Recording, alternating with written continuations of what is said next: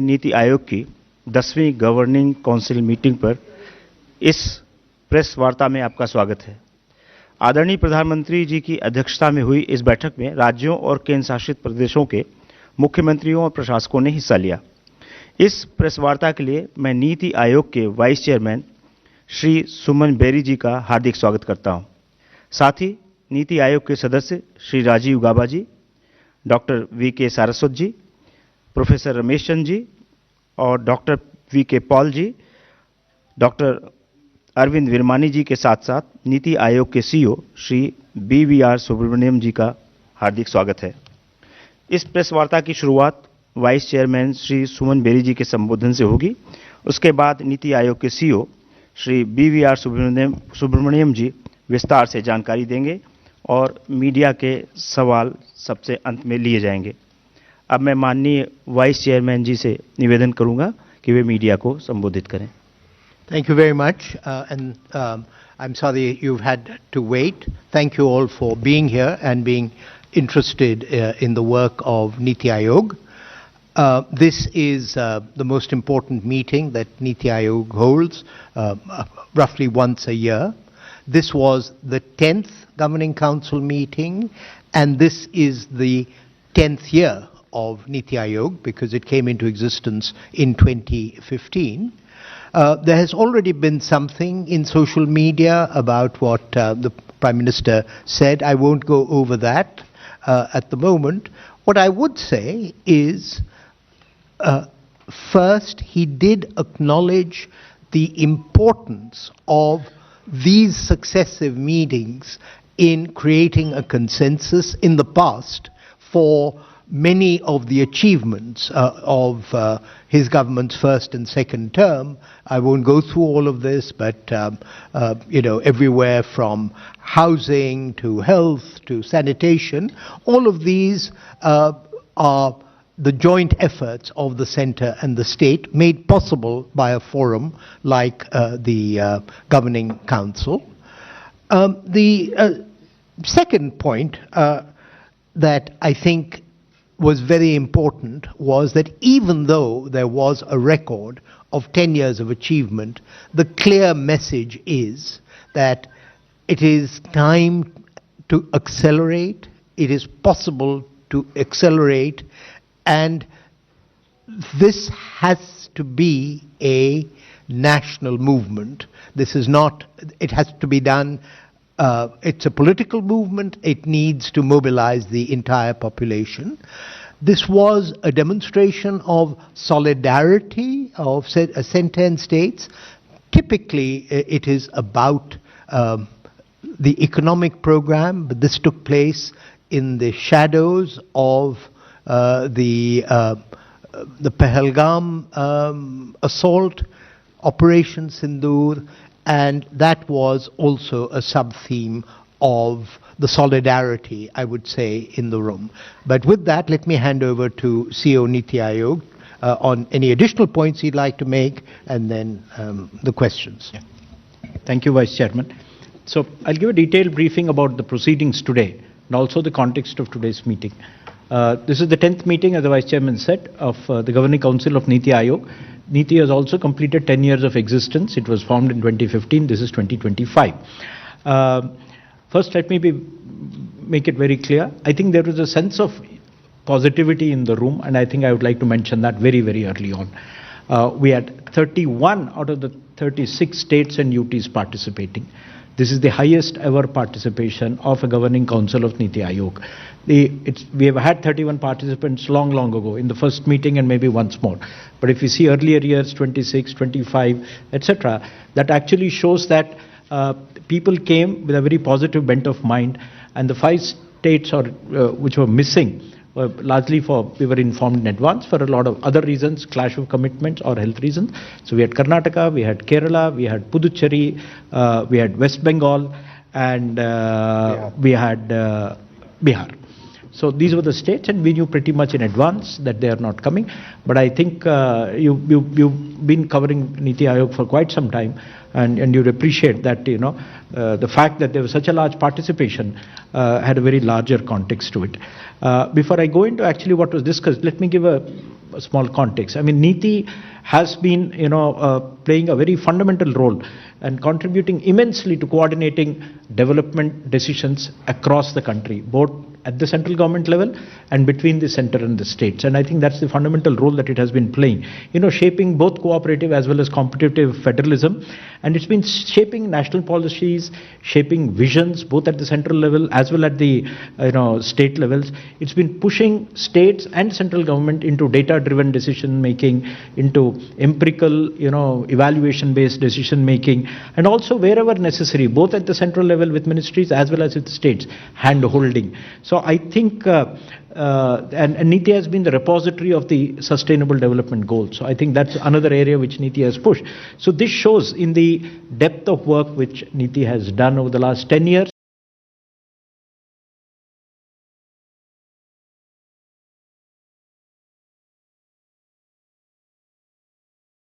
Was actually basically two items apart from an action taken report. Firstly, the theme of the meeting itself and the first item in the agenda was Viksit Rajya for Vikasit Bharat. Viksit Bharat Hetu Viksit Rajya. The whole idea is, in the last governing council, the 9th governing council held just after the election in July, the Prime Minister had given a call for all states to prepare their own state visions, making their states Viksit Bihar, Viksit Orissa, Viksit Madhya Pradesh, so that they have visions which will then aggregate into a larger vision for the nation. So I think that is what drove the agenda for the last 1 year, and that's why it became the primary theme of today's governing council meeting. The reason for the PM giving this call last time is that India is at a turning point. It's at a takeoff stage. And this is at the cusp of a change in our growth trajectory. And given that we have solved a lot of issues regarding basic services, access to basic services, and having reduced extreme poverty to less than 5% almost, I think the country is at a takeoff stage where it can grow very, very rapidly, as has been done by many countries in the past. So this was the context. Given this, as well as the demographic dividend that India is actually blessed with for the next 20-25 years, that we can grow rapidly, the Prime Minister gave a call that all states to prepare a vision documents at their level. And this is already visible in the growth of India. We are the 4th largest economy as I speak. We are a $4 trillion economy as I speak. And this is not my data, this is IMF data. India today is larger than Japan. So it's only the United States, China and Germany which are larger. And if we stick to what is being planned, what is being thought through, it's a matter of another 2.5 to 3 years, we would become the 3rd largest economy. And in this, the reason for the Prime Minister giving this call is this is a long haul and we have to do it for about 25 years. States are fundamental. Be it industrial development, be it services, be it agriculture, be it human capital, everything has to be done in states. And if you do not have visions for states individually, it's like actually having a bullock cart with only one, bull, not two. It will not run. So if the vehicle has to move forward, you need both center and states to work in tandem.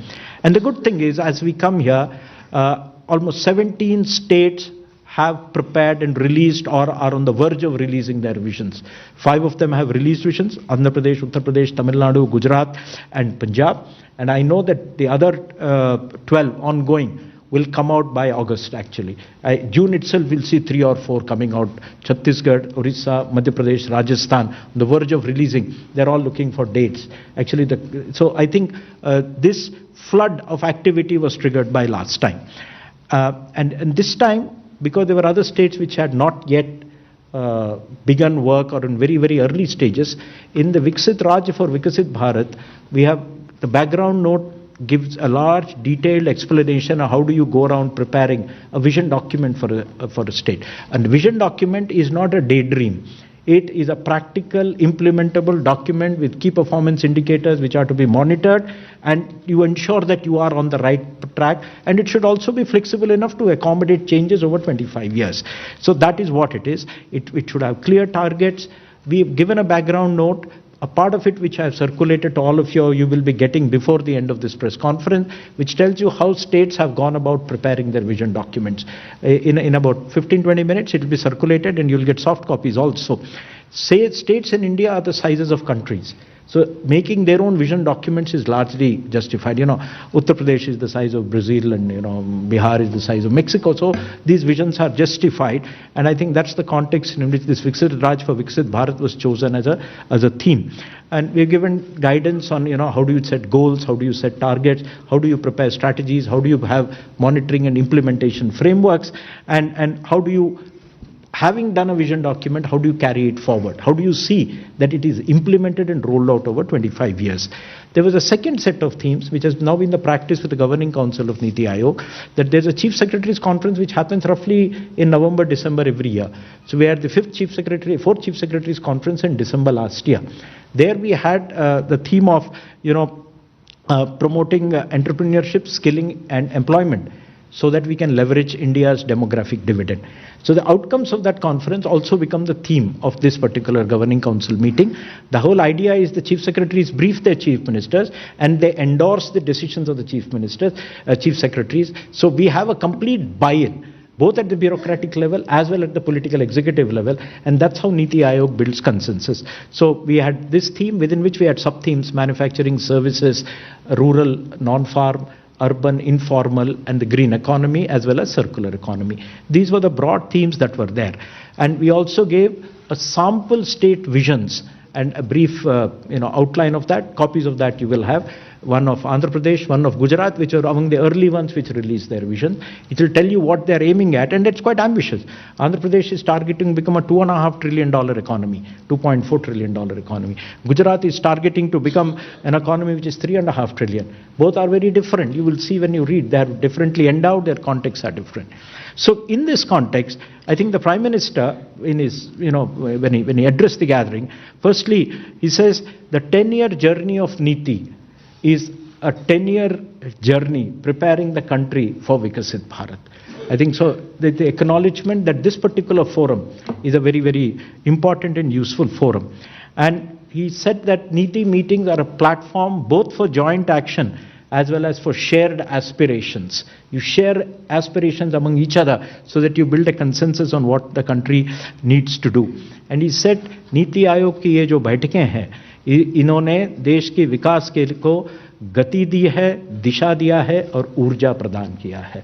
So it has given them direction, it has given energy, and it has given speed. And he listed out a large series of achievements, which I think all of you who cover the economic or the social spaces are familiar. 4 crore houses, 12 crore toilets, and 40 crore PMJ, Pradhan Mantri Jan Arogya Yojana, Ayushman Bharat coverage. So all that is there, and it was all listed. And by the way, these numbers I can keep reciting, they are phenomenal. What has been achieved in terms of the last 10 years is phenomenal, and this forms the base for taking a jump into Viksit Bharat. The strongest thing that has come out of today's meeting, but I'll keep switching between what PM said and what came out of the meeting, is there was a complete, absolute unanimity on Operation Sindoor and regret and anger over what happened in Pahalgam. I think that was a common theme, and there was complete expression unanimously of solidarity. Everybody commended the role and the valor of the defense forces and the leadership by the Prime Minister, which led to the success and the way the Prime Minister's leadership and the defense forces work have protected national security. And so I think that was something that was uniform, irrespective of any particular ideological or party orientation. So I think that was something there, and I'll explain what individual chief minister said, but by and large that is there. And it came out in PM's own concluding remarks. He used the words, bahut sarthak charcha hui. And so it actually came out that, this was one of the most positive meetings that one could have had, considering a very diverse composition in the room. And I think that is something we should all take note of. And what the Prime Minister said is, this is the highest body representing the federal structure of India, where you have both about 15 cabinet ministers apart from the Prime Minister, and all the chief ministers and the lieutenant governors of states, whoever is there. And there is no body which represents India's federal structure in one room, like the Governing Council of Niti, and everybody unanimously supporting in one voice gives everybody who has acted a lot of strength. But more important than that, what he says is that we need the same approach that we have had in supporting Operation Sindoor to actually go and achieve Vikasit Bharat. The strength of Team India, as shown in Operation Sindoor, also is going to be the same feature which will enable India to achieve Vikasit Bharat. एक लक्ष्य था operation सिंदूर के लिए, विकसित भारत के लिए एक लक्ष्य होगा और हम एकजुट होकर इसके लिए काम करेंगे. He also said Operation Sindoor is not a show of army strength. It has to be converted to social strength because society came out and supported our action. Similarly, Vikasit Bharat is not the idea of a chief minister or an individual or anybody in the system. It has to get converted into a people's movement. What gave him a lot of pleasure and happiness is almost every state or union territory which spoke had either completed or beginning work on preparing their own visions. So वो जो एकजुटता, एक तरह से सोचने की जो सभी के मन में से ये बात जो अभी निकल के आई, that gives you a lot of confidence that this country will be Vikasit Bharat. It had penetrated the thinking of everybody. So I think that is it. And he wanted this to be carried further down to districts, possibly down to villages, so that every individual is motivated. And he said the economic jump which will come out of this attitude. The Atmanirbharta, the belief in our own equipment, our own strengths and capabilities in Operation Sindoor. If that belief and capability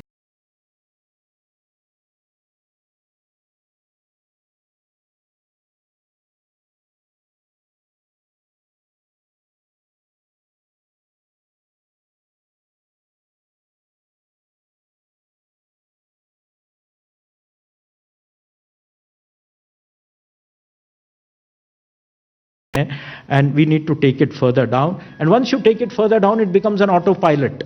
And once it's an autopilot, it has a self-fulfilling way of fulfilling itself. It creates an atmosphere of agreement. Going back, in his remarks, the PM covered a lot of issues. He said that NITI has been helping a lot of states, and I think this effort should be continued. He talked that states are the places where action is there. So we need to focus on the themes which are there in the agenda. If you want employment, that means you need skilling, you need entrepreneurship. States have to do the action in multiple fronts. Most importantly, they need to focus on manufacturing, they need to focus on services, which means remove a lot of bottlenecks. And what kind of bottlenecks? Changing policies, ease of doing business, removing obstacles, removing obsolete laws, reducing compliances. We have done a lot in Delhi. Some states have done a lot at state level, but there is a lot more to be done. Please work at state level, go down to local self-bodies, municipalities, and see that, we remove all these obsolete stuff so that investors should feel that they are welcome. And for that, there should be a friendly competition between states, create an investment-friendly atmosphere in states. He also referred to a task force created by the cabinet secretary with a lot of work assigned to secretaries for deregulation. Basically identify and remove a lot of unnecessary regulation which is hindering ease of doing business at state level. So this was one area of focus. He also asked states to focus on exports, because you just don't have to have manufacturing and services. The world is there for us. The government has been signing a lot of FTAs, more are in the pipeline. We need to leverage the FTAs. And to leverage that, he wanted states to start thinking on those lines. He also talked about, the ODOP, One District, One Product program, which he had, but it's not about just one district, one product. He wanted that to be made world class. How do you make it world class? Through quality, through marketing, through packaging, so that people feel like owning it. There is a huge world outside which has a demand for local, ethnic, identified stuff. There's a huge global market. States need to work to tap that. And if you succeed in one sector, and if you succeed, say, in auto sector, you will have spillover effects in other sectors. You succeed in auto sector, you will have success in the automotive component sector, and so on and so forth. He named areas where we have had success. We have had success in electronics, we have had success in semiconductors, we have had successes in textiles and a couple of areas. So he basically said, a farmer will harvest as he reap as he sows. So you have to, बीज सही डालोगे और खेती करोगे तभी आप, फसल काट पाओगे. And therefore, that was one area of emphasis. The second area is, given our demographic dividend, the size of our population, I think skilling has to be given a lot of importance. We can give them the skill capital of the world, but curriculums have problems. A lot of it is outdated. In an era when you are driving a new generation cars, ITIs can train people on ambassador cars. They're quite useless. So you need to update your curricula, the teaching methods, new areas have to be introduced. That way you can actually become global. Your workforce can become global. That's another area. He dwelt on a lot of things which I won't go through. He talked about cybersecurity. He gave a lot of emphasis to tourism. And I think that's something you may have seen in social media. He took a lot of time on explaining the importance of tourism. He said the G20 has unleashed a lot of interest in tourism in India. That it's for states to capitalize. And he said, don't try to do everything at one go. One state, one global destination. Develop one destination in a state or a UT where everything is seamless and as good as the best in the world. That will create a momentum, then others will copy in the neighborhood. So I think that's a call he gave. One state, one destination, where you have ease of travel, where you have ease of visiting that place, etc. Another area which he gave a lot of emphasis to was cities. That cities are driving growth.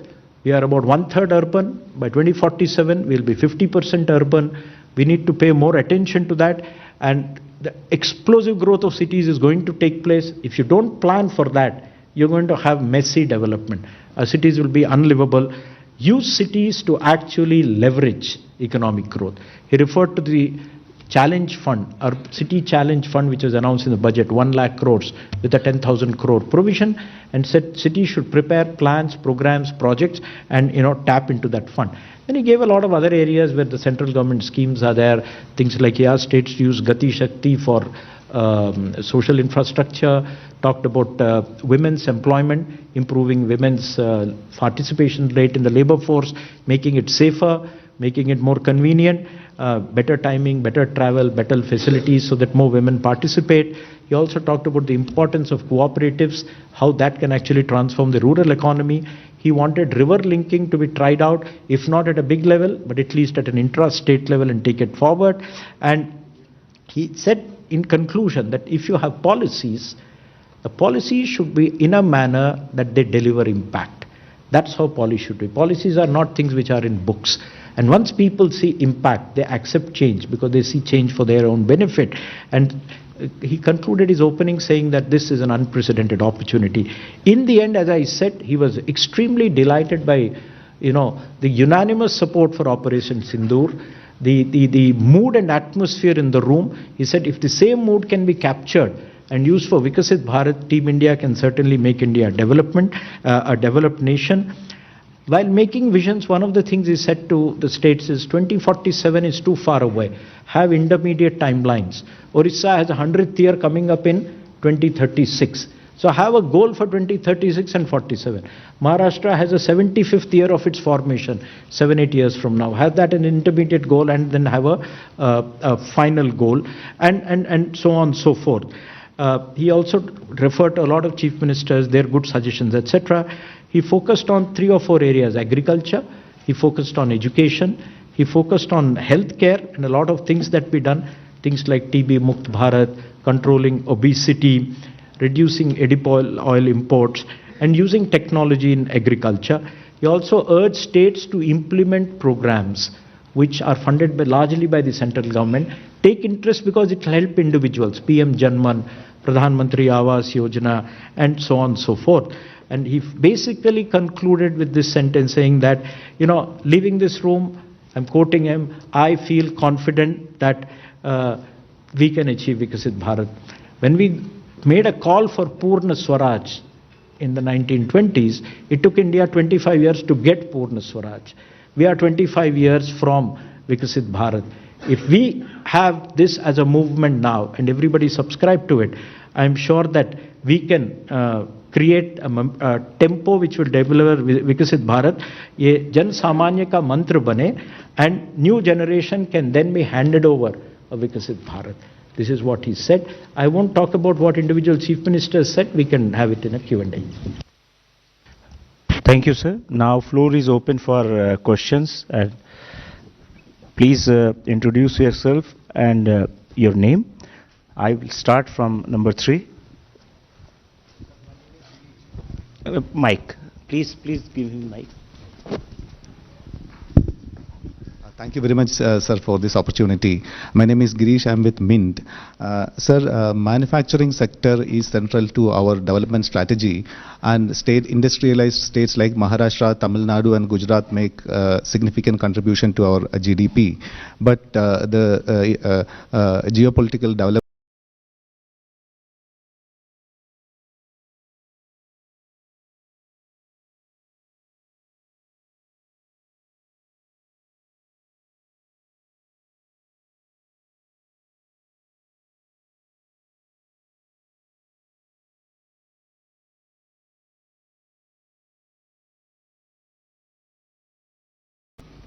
I don't think the audience discussed Trump tariffs, but if you look at the overall geopolitical and geoeconomic environment, it is favorable to India for a variety of reasons.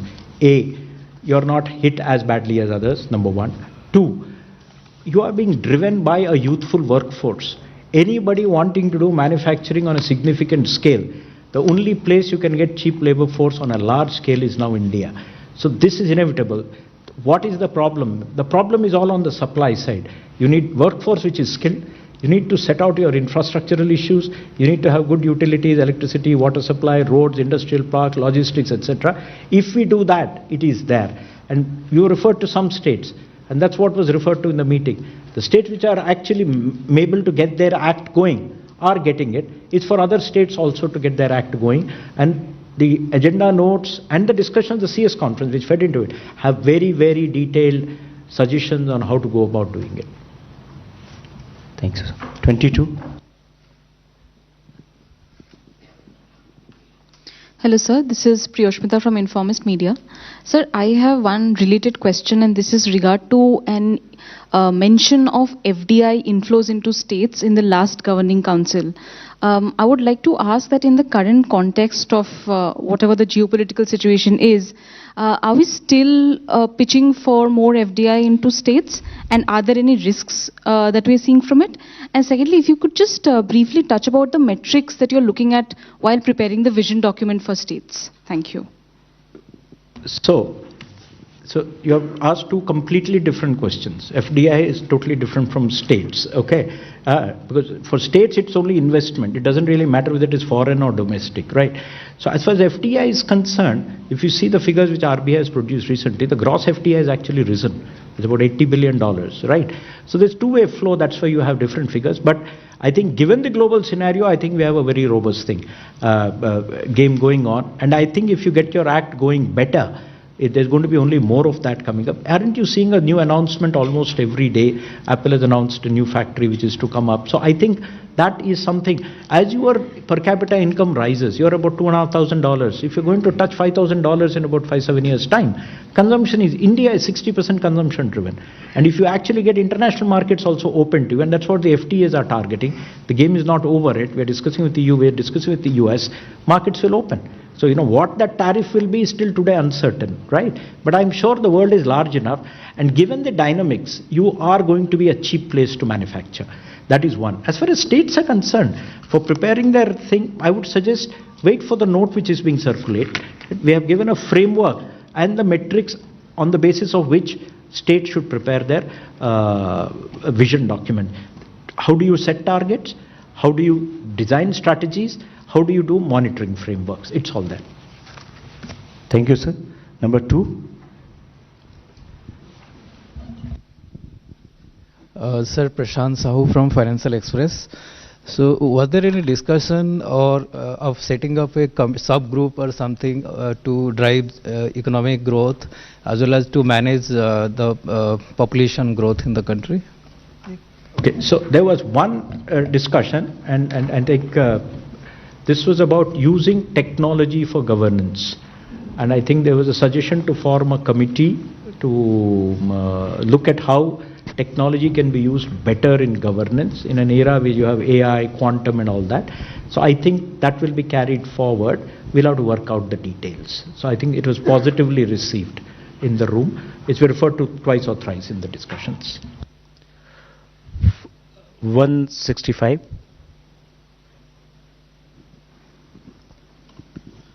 Sir, मेरा सवाल है कि जिस तरह से आप लोग नीतियां बनाते हैं और बैठकें भी होती राज्यों के साथ में, तो राज्यों में के डेवलपमेंट में काफ़ी सारा इम्बैलेंस है, क्योंकि कई सारे ईस्टर्न राज्य काफ़ी पीछे हैं, बैकवर्ड माने जाते हैं, और वेस्टर्न राज्य काफ़ी सारे आगे हैं.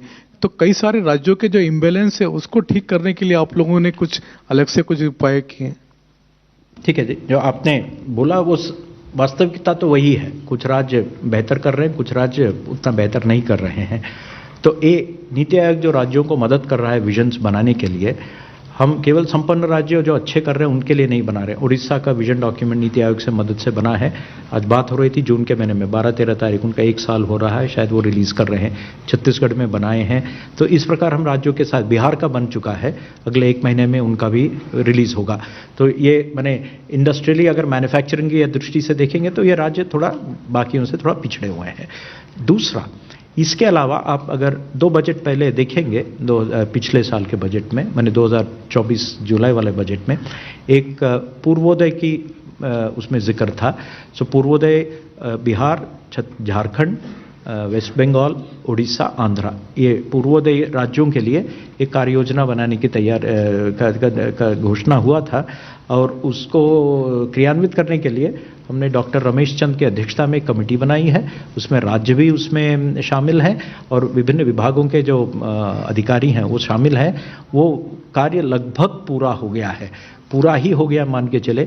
1 महीने के अंदर एक्चुअली वो रिपोर्ट रिलीज हो रहा है. ड्राफ्ट स्टेज पे थोड़ी एडिटिंग चल रही है. तो यहाँ पर ये सारे राज्य अगर देखे जाए किसी न किसी तरह से पिछड़े हुए हैं. तो इनके लिए बिकॉज एक राज्य अकेला अगर आप देखेंगे, झारखंड हो या बिहार हो, उसकी प्रॉब्लम्स को अगर सॉल्व करना हो तो बगल वाले राज्य को भी टैकल करना पड़ता है, क्योंकि किसी के पास शायद बंदरगाह नहीं है या कुछ नहीं. तो ये सब मिला के योजना बन चुका है. ये हम अगले महीने जून में रिलीज करेंगे. तो इस तरह से हम केवल विकसित राज्यों को नहीं देख रहे, जो उतना विकसित नहीं है उनको भी ध्यान दे रहा है नीति. 237. सर, आप बोलना चाहेंगे कुछ पूर्वोदय के बारे में? पूर्वोदय स्टेट्स के लिए एक रोड मैप तैयार करने के लिए हमने फिर कमेटी बनाई थी, जिसमें केंद्र सरकार के सेक्रेटरी थे और उन 5 स्टेट्स के सेक्रेटरी और दूसरे ऑफिसर्स भी थे. तो फिर हमने 5 एरियाज़ पे डिटेल्ड वर्क करके एक वॉल्यूम बनाया. फिर हमने कमेटी के साथ उसको शेयर किया 15 दिन पहले, और अभी हम स्टेट से उस पे कमेंट कोई लेने के लिए इंतज़ार कर रहे हैं. जैसा सीओ साहब ने बताया, 15 जून से पहले हम वो रिपोर्ट रिलीज़ कर देंगे. Samoshumi from the print. I have 2 questions. First is, in the last governing council meeting, some of the states, including Andhra, had brought up the issue of the growing aging population. So was that discussed in this meeting also? Did the PM say anything about it? Measures being initiated to address that? One. And second, the deregulation committee that was set up by the CAPSEC after last year's governing council meeting. So what is happening there? Who is heading it? And what are the issues exactly that this committee is looking into? Okay. So first question, the answer is 0. There was no discussion on that topic at all, on demographic management. It was there last time. Nobody discussed it, not even Andhra CM, number 1. Number 2, on the issue of Cabinet Secretary's task force on deregulation, there was only a reference to it by the Prime Minister. It did not come out of the Governing Council meeting. It actually came out after the Chief Secretary's conference, which is in December. So this is actually identifying specific laws or rules or procedures in a large number of areas which are a hindrance to normal operations. Typically, if you want to build a building or a factory, you will need some parking space. The rules require you to have an offset.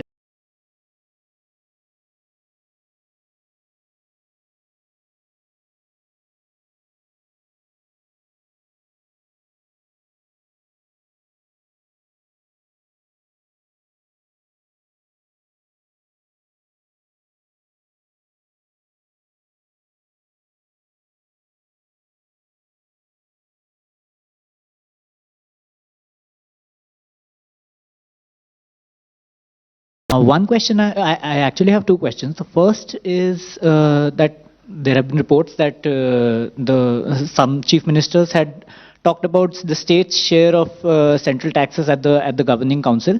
So reports mentioned the Tamil Nadu chief minister. I just wanted to ask if, while it's the subject of the Finance Commission, the governing council is also an appropriate measure for a platform for states to raise this issue if they have it. So did any other states raise this particular issue? Second question I have is on the asset monetization aspect of infrastructure development.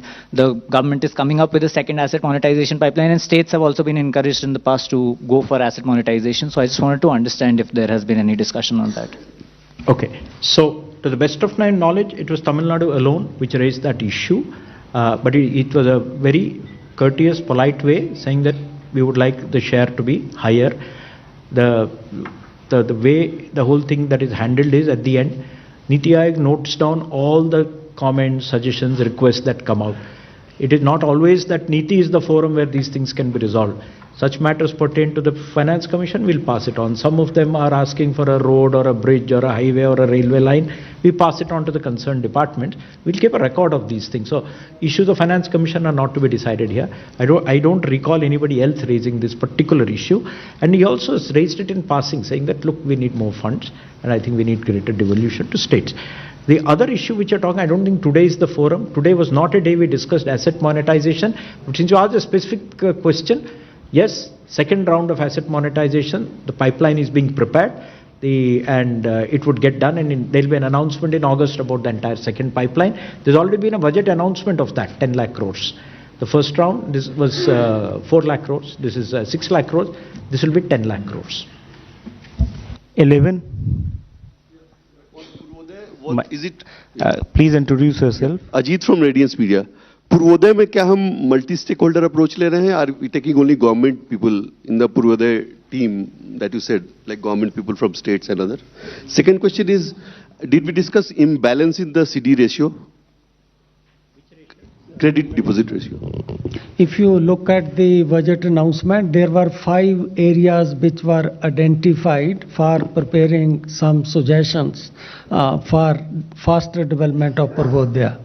One was education, second was tourism, third was health, and like that there were total education, and there was one more area which I am not able to recall. So as I mentioned to you that we constituted a committee where secretaries of all the 5 departments, they were the members, and also from states there was representations. Then this committee decided the details TOR, what kind of material we should discuss. Even Ministry of Finance also, representative secretary DEA participated in initial meetings. So after they decided about what kind of themes this committee should write on, we took help of Niti vertical. You know, in Niti we have strong vertical education and all those. So we took their help. Then also we took help of the states and some other experts. I also looked at it. Agriculture was another 5th subject there. So then we prepared that draft, which was again discussed like that. Yes, this issue often comes that in some of the states, the banks take deposits, but they don't plow it back. So this issue often figures. So like this, we discussed in that report all issues which matter for development of those sectors. There was no discussion on the CD ratio at all. Last 24. This is the last question. I'm Anil Handa from Atulya Bharat News. I've got 2 questions and 1 submission. Was IMF discussed? Because after Operation Sindoor, IMF has sanctioned certain amount to our neighbors. So was that discussed? And secondly, if you look at the 9th and 10th governing council meeting, if you'd like to rate them at a scale of 1 to 10, how would you rate them? And my submission is the 5 states which have abstained are non-BJP ruling states. You have anything to say on that? Okay, so the last one, there is a factual, it's incorrect. Puducherry BJP is an ally, Bihar BJP is an ally. They are in the government, so it is not that only non-BJP states. I've told you, there are a lot of health reasons. I don't want to go into details of why they are not. Very politely it was communicated to me. That's why you're not seeing any statements or whatever, number one. Two, the first thing was about IMF, right? IMF was not discussed. This is not the forum at all. And you wanted to rate the 9th, 10th and other days. I've seen 3. My seniors have seen probably more than that. This I would rate among the best. But at the end of the 8th meeting also, I'm not carrying it right now, PM said, बहुत ही सौहार्दपूर्ण वातावरण में ये बैठक हुई है. So there is one. So the 8th one was actually very, very, very polite, courteous, etc. And today he said, as I said, I repeated, he was equally emphatic that, बहुत ही सार्थक चर्चा हुई है. And the atmosphere in the room had to be seen to be believed. It was so positive. And it doesn't matter. You had Umar Abdullah speaking at one end and you had Tamil Nadu speaking at the other end. You could see such a unanimity about development. And I think that's what the purpose is. I think we'll stop here. Last question. Okay. 189. 189. Sir, this is Madhuparna Das from CNN News 18. So in the recent current geopolitical, how the situation is emerging, so there are a flurry of agreements between India and Turkey, India and Bangladesh, and government is taking also a lot of decisions in terms of import exports. So sir, we just need to understand is are the states also expressing their concern how to go about it? Is there any policy decision about it, about the trade agreements and all? Because a lot of agreements are in public and private areas. So I have not understood it, but I don't think states have any role in trade agreements, etc. But when you have any, trade opportunity, be it through an FTA or whatever, to capitalize on that, if you want to capitalize on, say, some shrimp exports, you'll have to talk to Andhra where shrimp is, You want to capitalize on textiles, you'll talk to Gujarat, Coimbatore and Punjab, So I think that extent the departments do that, but I don't think there's any direct role. But the PM emphasized, focus on exports that gives you jobs. And states are focusing on manufacturing for exports. Sir, I'm talking about the agreements between Turkey and India, or let's say Bangladesh and India. There was no discussion on those, none at all. Thank you. Okay. Thank you very much, sir.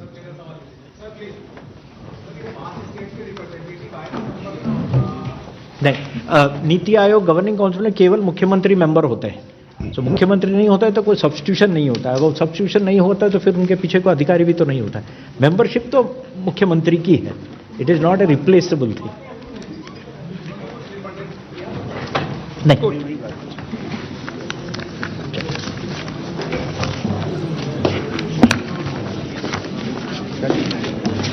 Well handled.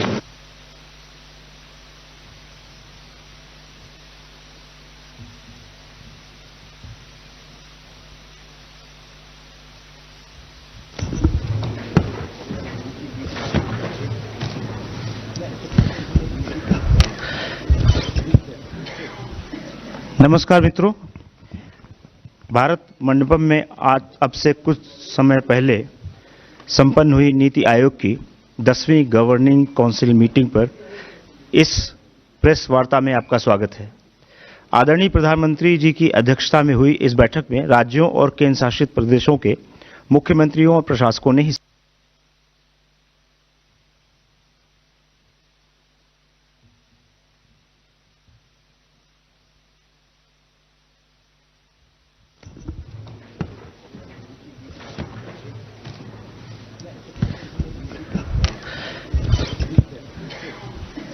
नमस्कार मित्रों, भारत मंडपम में आज अब से कुछ समय पहले संपन्न हुई नीति आयोग की 10वीं गवर्निंग काउंसिल मीटिंग पर इस प्रेस वार्ता में आपका स्वागत है।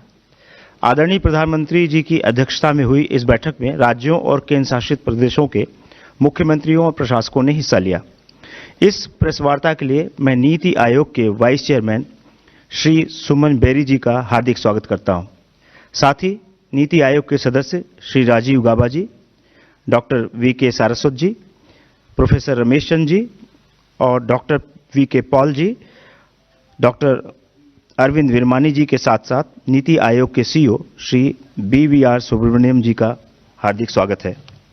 इस प्रेस वार्ता की शुरुआत vice chairman Shri Suman berry जी के संबोधन से होगी।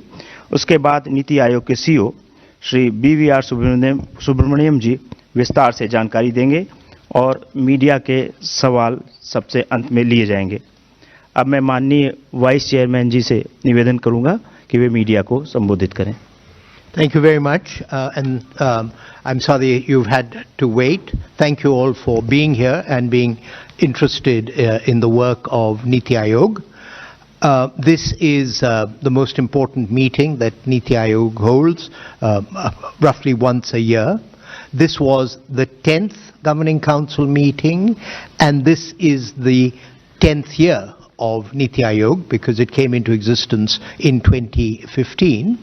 There has already been something in social media about what the Prime Minister said. I won't go over that at the moment.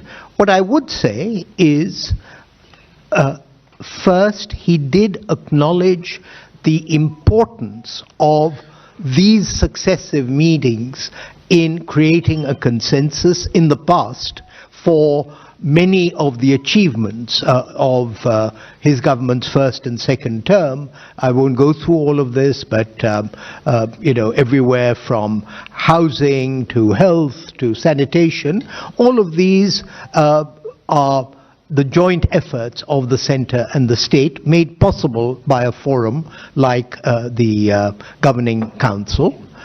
The second point that I think was very important was that even though there was a record of 10 years of achievement, the clear message is that it is time to accelerate, it is possible to accelerate, and this has to be a national movement. This is not, it has to be done. It's a political movement. It needs to mobilize the entire population. This was a demonstration of solidarity of centre and states. Typically, it is about the economic program, but this took place in the shadows of the Pahalgam assault, Operation Sindoor, and that was also a sub-theme of the solidarity, I would say, in the room. But with that, let me hand over to CEO Niti Aayog on any additional points he'd like to make, and then the questions. Thank you, Vice Chairman.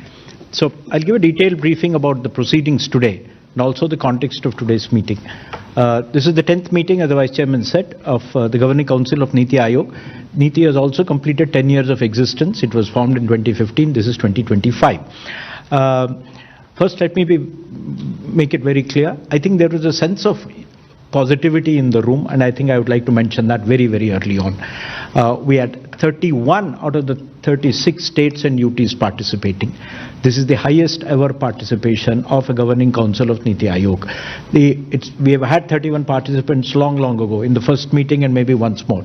But if you see earlier years, 26, 25, etc., that actually shows that people came with a very positive bent of mind, and the 5 states which were missing largely we were informed in advance for a lot of other reasons, clash of commitments or health reasons.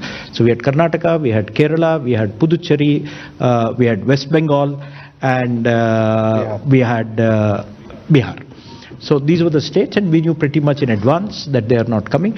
But I think you've been covering Niti Aayog for quite some time, and you'd appreciate that, the fact that there was such a large participation had a very larger context to it. Before I go into actually what was discussed, let me give a small context. I mean, Niti has been, playing a very fundamental role and contributing immensely to coordinating development decisions across the country, both at the central government level and between the center and the states. And I think that's the fundamental role that it has been playing, shaping both cooperative as well as competitive federalism. And it's been shaping national policies, shaping visions, both at the central level as well at the state levels. It's been pushing states and central government into data-driven decision making.